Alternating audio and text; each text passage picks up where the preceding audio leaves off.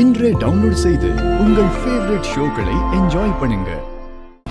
இது யாருன்னு தெரியுதா மேடம்? ஏன் தெரியாம?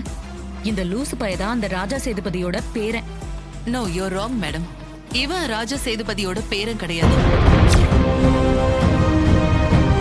அப்போ இவன மாதிரியே ஒருத்தன் ஹோட்டல்ல வேலை பாக்குறான், அவனா இருக்கும்.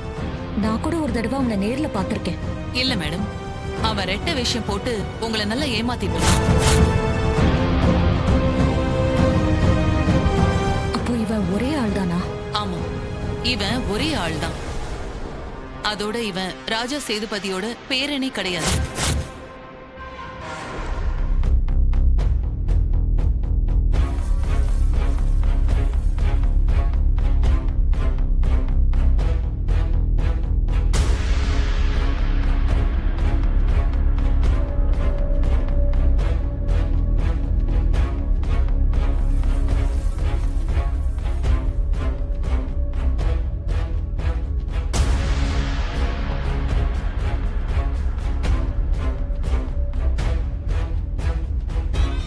சார், என்ன சாப்பிட்றீங்க சார்? நீ என்ன சாப்பிட்ற?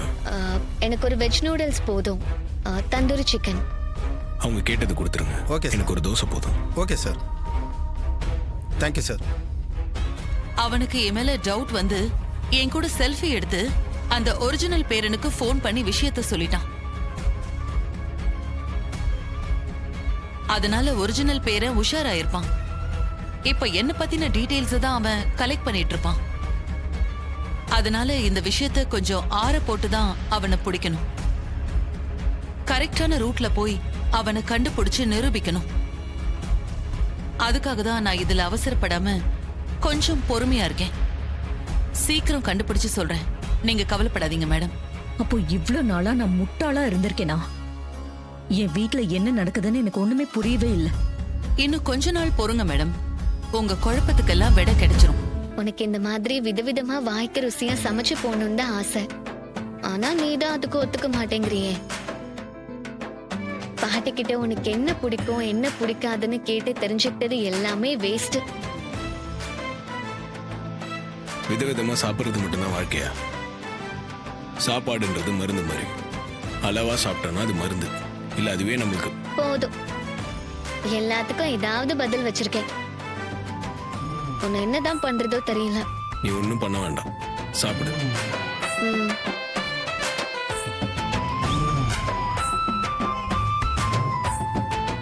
ஹாஸ்பிட்டல்ல என் ஃப்ரெண்ட் ஒன்னு கேட்டாலே, அத பத்தி ஏதாவது திங்க் பண்ணியா?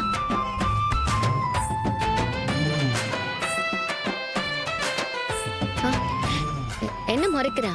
பதில் சொல்ல. இந்த மாதிரி எதனா பேசிட்டு இருந்தா இங்கே ஒன்று விட்டுட்டு போயிடுவேன். பேசாம சாப்பிடு. இனிமே எதுவும் பேசல. விஸ்வாமித்ரன் மாதிரி மூச்சுக்கு முன்னொரு தடவை கோவம் வருது.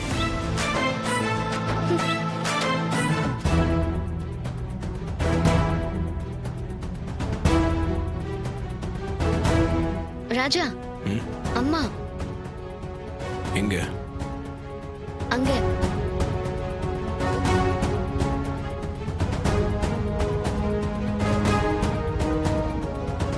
இரு, நான் போய் அம்மா கூட்டிட்டு வரேன். இரு. ஏ, அவங்க யார் கூட பேசிட்டு இருக்காங்க.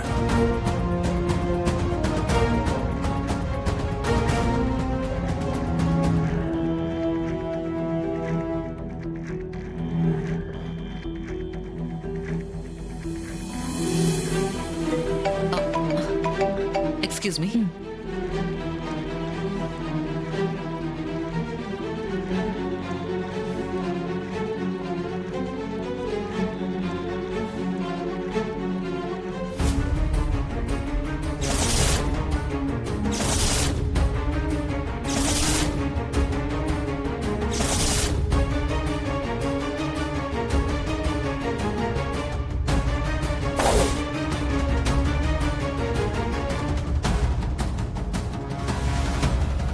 அம்மாவோட பேசிட்டு இருக்கிறது யாரு? யாருன்னு தெரியல. அவங்க ஏதோ சீரியஸா பேசிட்டு இருக்காங்க. அவங்கள டிஸ்டர்ப் பண்ண வேண்டாம், வீட்டுக்கு போய் பேசிக்கலாம். சரி. Okay, I'll call you later.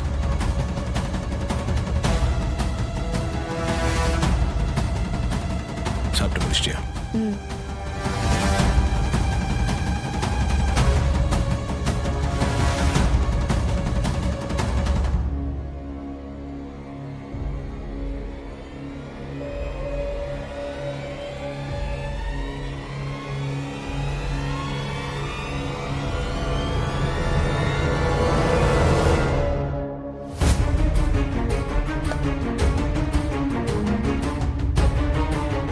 அந்த கிழவியோட பேரை, உண்மையான பேரை யாரு, என் மாப்பிள்ளை யாரு, இது ரெண்டுத்தையும் நீங்க எப்ப கண்டுபிடிச்சு சொல்றீங்களோ அப்பதான் என்னால நிம்மதியா இருக்க முடியும். கவலைப்படாதீங்க, சீக்கிரமாவே நான் கண்டுபிடிச்சு சொல்றேன். நீங்க ஜூஸ் குடிங்க. அத்தைக்கு நான் யாருன்ற உண்மை தெரியறதுக்கு முன்னாடி நானே போய் அவங்க கிட்ட சொல்றது நல்லது. நீதான் என் பேரன்னு சொல்ல போறியா ஐயா? ஆமா பாட்டி, வேற வழி இல்ல, நான் சொல்லிதான் ஆகணும். இவ்வளவு நாள் உண்மையை சொல்லாம இருந்தது அவங்களை ஏமாத்திட்டு இருக்கமேனு குற்ற உணர்ச்சியா தான் இருக்கு. இதுக்கு மேல மறைச்சா சரியா வராது பாட்டி.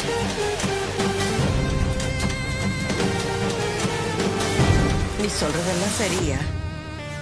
இப்ப நீ போய் உண்மையை சொன்னா கும்பாபிஷேகம் நின்னது மாதிரியே ஆயிடும். திரும்ப கோயில் கும்பாபிஷேகம் பண்ணவே முடியாம போயிடுயா? பாட்டி, இதுக்கு மேல நான் மறைச்சாலும் உங்களுக்கு உண்மை தெரிய வந்துடும். அம்மா உன் மேல நிறைய மரியாதை வச்சிருக்காங்க. நீ இப்ப போய் உண்மையை சொன்னா அவங்க எந்த எக்ஸ்ட்ரீமுக்கும் போவாங்க. ஏன்னா பாட்டி தாத்தா மேல இருக்கிற கோவம் அப்படி இருக்கு. அதனால என்ன பண்றதா இருந்தாலும் யோசிச்சு பண்ணலாம். அந்த டைம் எல்லாம் தாண்டியாச்சு. அவங்களுக்கு எப்ப வேணாலும் உண்மை தெரிய வரும். அதுக்கு முன்னாடி நானே சொல்றதுதான் சரியா இருக்கும். ஐயா கார்த்தி, நீ உண்மையை சொல்றதுன்னு முடிவு பண்ணிட்ட. கும்பாபிஷேகம் முடிஞ்சதுக்கு அப்புறம் நீ யாருங்கிற உண்மையை சொல்லிடியா? இல்ல பாட்டி, கும்பாபிஷேகம் எப்போ நடக்கும்னு நமக்கு தெரியல. அப்படியே அதுக்கான வேலைங்களை நம்ம இப்ப ஆரம்பிச்சா கூட அதுக்குள்ள அத்தைக்கு என்னை பத்தி எல்லாம் தெரிய வந்துடும். இல்லையா, சீக்கிரமாவே நாம கும்பாபிஷேகத்தை பண்ணிடுவோம். அது வரைக்கும் அத்தைக்காரிக்கிட்ட இந்த உண்மையை சொல்லாம இருயா. எப்படி பாட்டி சீக்கிரமா நடக்கும்? அதுக்கான வேலையை நான் பாக்குறேயா, நீ கவலைப்படாம இரு. மாப்பிள்ள, அம்மா தான் இவ்வளவு தூரம் சொல்றாங்கல்ல, நீங்க ஈஸ்வரி கிட்ட உண்மையை சொல்றத கொஞ்ச நாளைக்கு தள்ளி போடுங்களேன். முதல்ல கும்பாபிஷேகம் நல்லபடியா முடியறத பார்ப்போம். கும்பாபிஷேகம் முடிஞ்சாலே 2 ஊர் மக்களும் பிரச்சனை இல்லாம ஆயிடுவாங்க. ஊர் பிரச்சனை முடிஞ்சதுன்னா அதுக்கப்புறம் வீட்டு பிரச்சனை தான். முதல்ல ஊர் பிரச்சனையை தீர்த்து வைப்போம். சகல யோசிக்காதப்பா, சரின்னு சொல்லுப்பா. ஆமா, சரின்னு சொல்லு. எல்லாரும் சொல்றோம் இல்லையா, கொஞ்சம் யோசிச்சு பாரு. சரின்னு சொல்லியா?